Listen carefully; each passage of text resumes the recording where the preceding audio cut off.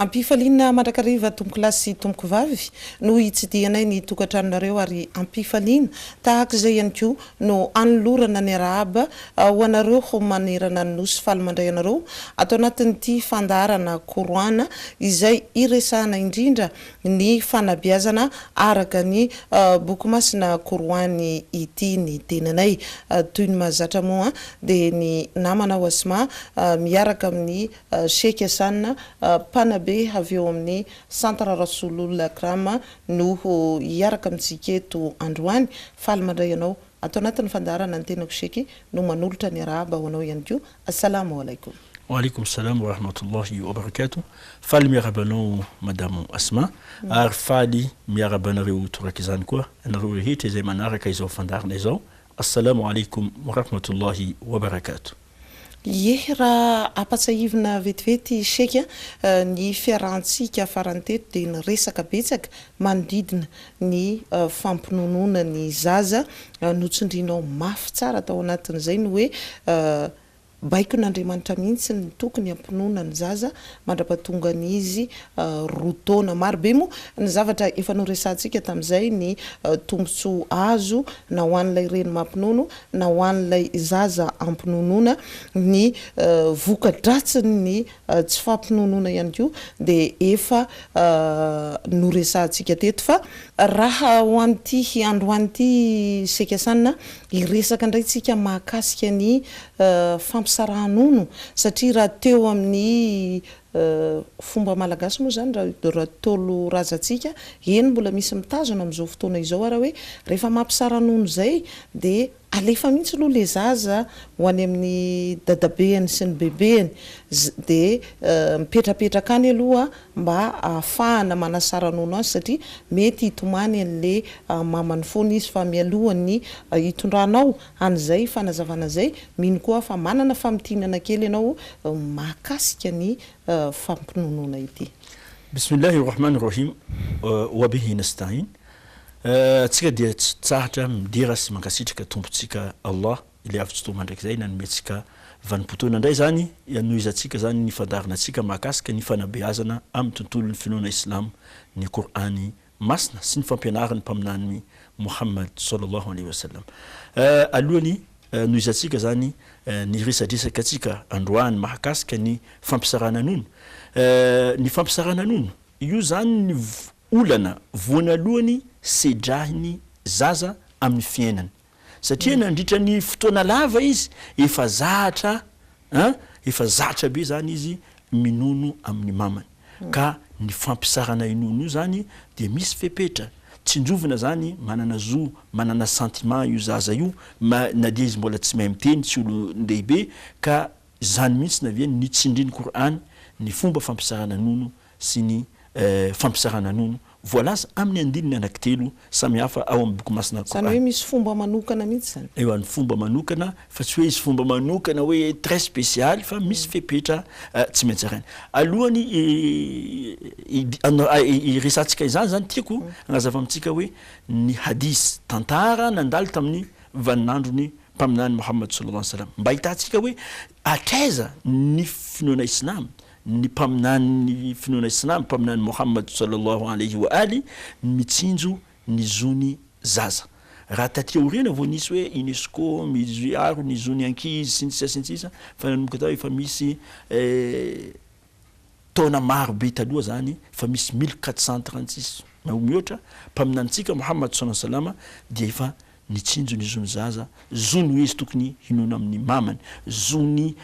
mamany zany omena sakafo ampy tsara mba afaka izy ampinono tsara dia nididiany Korany hoe andraikitry ny ray ny zaza ny hampihinana tsara sy hampitafy tsara igate ny mamany le zaza noho ny antony izy mampinono ohatran'izany koa zany nitsinjovin'ny finoana Islam koa zany ny vehivavy mampinono mba tsy fe Ramadan anao fefezina vavy noho ny antony io zaza ka tamin'ny vaninandro ny mpaminantsika Muhammad sallallahu alaihi wasallam nisy vehivavy tonga tamin'ny mpaminantsika sallallahu alaihi wasallam niteny mana hoe ya Rasulullah o ianao rihiraka an'Andriamanitra zaho izy dia nijangajanga tafalatsaka izy solafaka izy nanao fahotana lehibe nefa tsika mafantatra amin'ny sharia amin'ny lalàna Islam ny olona mijangajanga zany ny sazy omena azy zany mety 99% zany amin'ny fahafatesana miafara zany amin'ny fahafatesana tsy ho zakany zany izany miata jalda 100 kobay karavasy izany ka naontaniany mpaminany izy hoe anao ve bevoka teneny zany angamba zany kosa ho izy tsy fantatra satria vo andro vitsivitsy de tsy fantako de niteneny mpaminantsika sallallahu alaihi wasallam hoe idhabi sana ndananao un an taona ray de rehefa avy miteraka anao efa mivoaka zany grossesse avy miteraka anao de miverena aty amiko anao dia ampiatrana aminao zany le saziny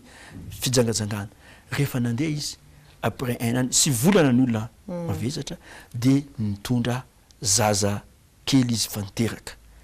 tonga izy niteny tampaminany ory anao ry mpaminany indro zaho efa teraka somantsara tafitsaka nandritra le vokany sy volana fa za mbola miaiky ny adisovana ataoko ka za mila ho ampiatrana amiko zany ny sazy ny fijangajangana de niteny taminy mpaminany sallallahu alaihi wasallam ana hoe idhabi sanatayn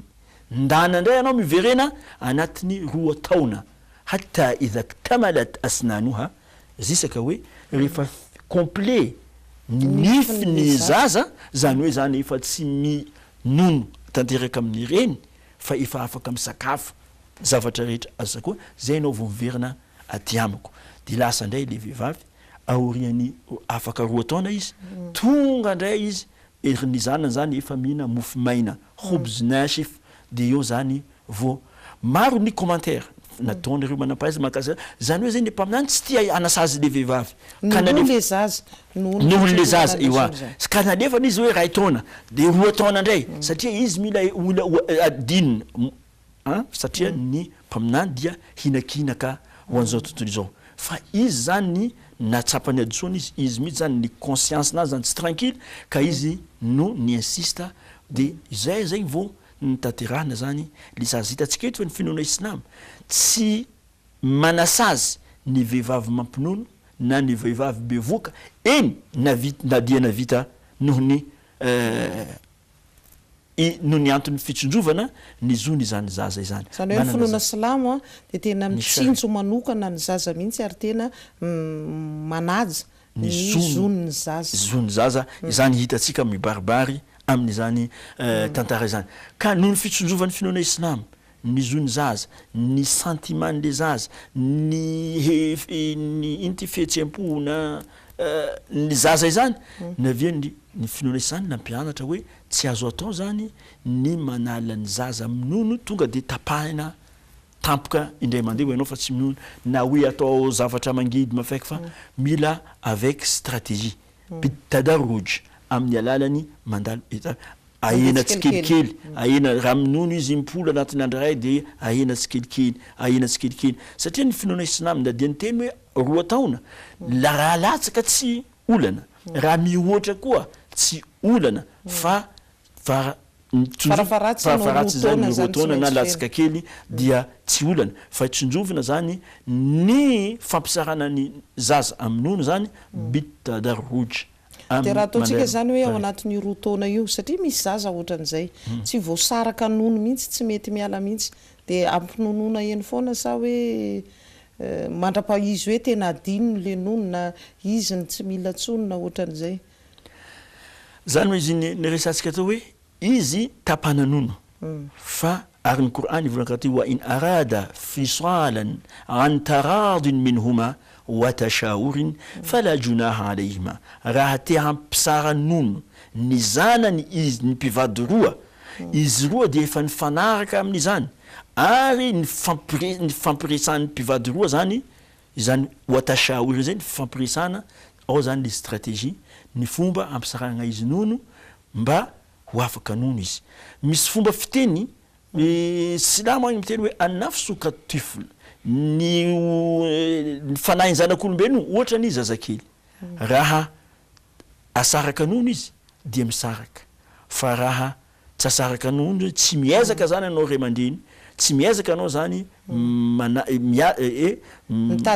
mievitra dia shabba ala hubbi rida izy efa lehilahy be fa miazakazaka fa 10 taona izy mbola minono ihany fa na izany na tsy zany mila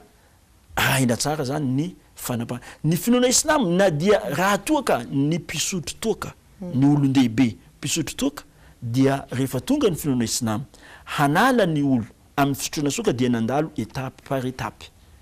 fa tsy tonga de raha zany zany olon-dehibe amin'ny resaka fahotana amin'ny fisotroana toaka fahoana zany ny sonjovan'ny islam ny ankizy amin'le nonony reny izay halaly aminy ary nahazatra azy ka tsy olana io na somary mety taratara izy fa tapahana tsikelikely satria misy fiantraikany amin'ny nafsia amin'ny psychologie nle zaza zany ny fanapahana izy forcena zany fa tsy maintsy tapaka-nono satria na mihoatra ny 2 taona na 3 taona na 4 taona dia tsy olana fa tsikelikely zisaka izy afaka nono. Ia, malina be ny fanazavany sekasanina teo mino fa na itsika ny tokantrano any koa aza de varina am'izay fanazavana izay tsy atao foana ny fanalana ny nono zaza na hoe fanapahana ny nono ny zaza fa tsy maintsy misy étape arahana izy io raha araka ny fanazavany sekasanina teo ary voalaza ao anatin'ny boky masina Koroany no resahany teo ihany koa hoe ny finoana silamo efa hatrany ambolohany mihitsy ary voalaza ao anatin'ny boky masina Koroany eo de fatra-panaja ny zon'ny hafa indrindra fa ny zon'ny zaza sy ny zon'ireo zava-mananaina rehetra satrinay moa mbola ifampiresaka aminareo eto ihany sekasanina voafetra ihany nefa ny fotoana afahantsika miaraka eto ka izay alongamba no amaranana ny resadresatsika tamin'ity androany ity fa mampanantena nareo mpijery kosa izahay amin'ny herin'ny androany tahaka izao amin'ny ora mahazatra de iresaka loha hevitra hafa indray sika zay mbola ao anatin'ny fanabeazana atrany makasitraka nareo niaraka taminay teto mametraka ny veloma ho amin'ny manaraka indray ary wassalamu alaikum wa rahmatullahi wa barakatuh.